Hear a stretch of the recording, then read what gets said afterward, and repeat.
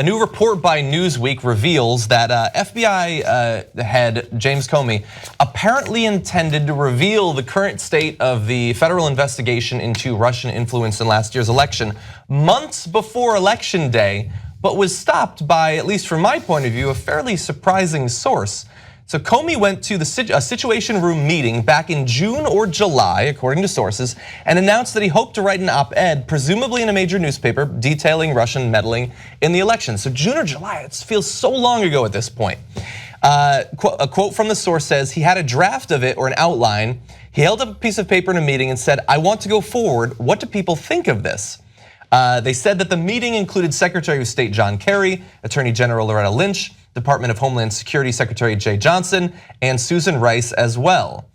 So another source confirmed that the Obama White House killed Comey's idea of coming forward back in June or July, describing it as they're doing their usual thing, nothing, but shutting it down. And a DOJ spokesman and an Obama spokesman reportedly declined to comment on this new revelation. Okay, so this is Obama 101. So let me explain why. Number one, all he cares about is me, my legacy. So James Comey comes out there and talks about Hillary Clinton might have new emails through Anthony Weiner's laptop, makes a giant mess of it. And he's like, huh, interesting, whatever, right? Comey comes out and says, well, the Russians might be trying to fix the election. He's like, oh, well, that will seem biased if we point that out. And now, to be fair, Comey did the trick on the Anthony Weiner stuff much later than this summer. Arguably more damaging. Yeah, and by the way, though, at that point, they could have been like, Comey, why don't you talk about the thing about the Russians, which we know you have? But Obama's so above it. He's not above it when he's running his own campaigns. But when it's somebody else's campaign, it's the Democratic Party, it's the American people, he's like, no, I'll seem biased. So I will protect my legacy and not do a damn thing. Yeah. Classic Obama. Okay, point number two, classic miscalculation. Oh yeah, we'll win anyway, it doesn't matter. And he doesn't have to say that stuff, it's not a big deal. Just, let's take it easy, man. How many times have they miscalculated? No, the Republicans will work with us. If we're reasonable and we have a beer summit with them, we just have to wait a couple of years for the fever to break. How many has it broken yet? How many miscalculations have they had? And then finally, hubris. We're gonna win anyway. Don't worry about it. There's no way Trump can win. We got this thing locked up. So let's not use the advantages that we have. Let's not use the truth in this case. Now, Comey wasn't gonna go over the top and say the Russians are working with Trump. He was just gonna say the Russians are trying to affect the election. Yeah, which doesn't mean hack voting machines. It means influence it in a variety of different ways. But everybody knew that the Russians were not on Hillary Clinton's side. They were on Donald Trump's side. Everybody knew that during the election. That if they supported any candidate, it certainly wasn't Hillary Clinton.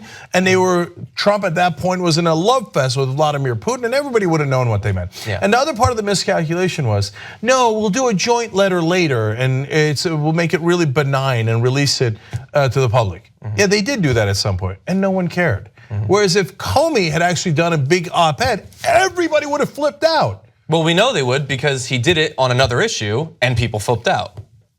Yeah, and look, I understand that it does seem like Obama, but also I wish that he was, as you say, it's hubris. I wish that he was as cautious with his electoral strategy for other Democrats as he is with like his sentence structure when he's speaking outside of a campaign. Like he paces himself then. You fool, if you're worried about your legacy, which nobody aside from presidents understands what the big deal about legacies is. We're just gonna make shit up later anyway, Obama, you can't control it.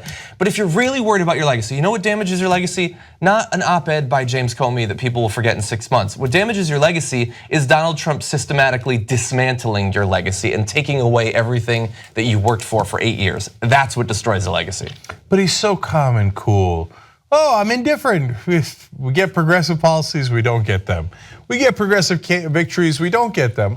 I'm so cool, I'm Obama, I don't care. And by the way, so is he gonna get credit? This report comes out, he stopped it from coming out. All the Republicans think, thanks to Trump, that Obama's moved behind the scenes, even to this day, trying to hurt Trump, trying to help Hillary Clinton. But now we have apparently evidence that he could have had a big effect, chose not to. How much credit is he gonna get for Republicans and from conservatives around America? Yeah, So thank None. you, John. Negative credit, somehow. He'll get negative credit. So, two important things that come out of that. One is, Obama kept thinking, no, if I'm quote unquote fair, why would you be fair? You're a Democrat. What does that mean? Why would you be fair to your opponents? That makes no sense. Then you're unfair to your voters who actually wanted you to pass progressive policies. But he never talks about it because he wants to get credit to pat on the back from the media, right? And do you ever get it? You don't get it anyway. You don't get it anyway. Is anybody coming out here going, oh, you know what? Are the Republicans rushing out to say in front of the cameras, no, it turns out we were wrong about Obama. He was actually super fair. He helped us win the election, idiot. But anyway, he was super fair, right? No one gives you credit for that. But he never learned in 8 years of reaching out, because he wasn't trying to get credit from the Republicans. That's what you gotta understand. He was trying to get credit from the media. Because what's my reputation? What are they saying on TV? What is David Brooks writing in the New York Times? What is Joe Scarborough saying? Oh my God, my legacy. What will people think of me? I am Obama, right? That's why Obama looks up all the time. Yeah. I didn't know that. How'd that turn out? Not good. And second of all, is anybody talking about, hey, Trump said, just like you said, Trump said that Obama fixed the election or wiretapped him, etc. Turns out, if anything, he helped you in winning the election. And anybody going to complain about that? And of course, most of the Democrats, and that's why we get under their skin, they love to bow their heads these days, right? The establishment Democrats are like, oh, they just criticized Obama. Obama was our dear leader. Aren't we authoritarians? No, that's the other party. Yeah. That's the other party. We're not authoritarian. We're not supposed to bow our head to our dear leader.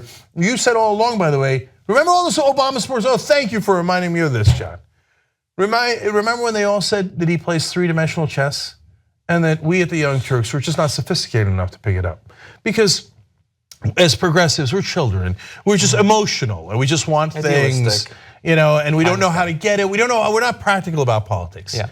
So now explain to me, Obama supporters in the Democratic Party, what part of three-dimensional chess winds up with a Donald Trump as president?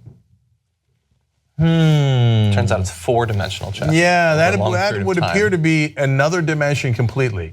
So can I get all of you Democratic establishment hacks to admit that Obama was never playing three-dimensional chess, never had any idea how to beat Republicans. He just gave in to them because that was his nature.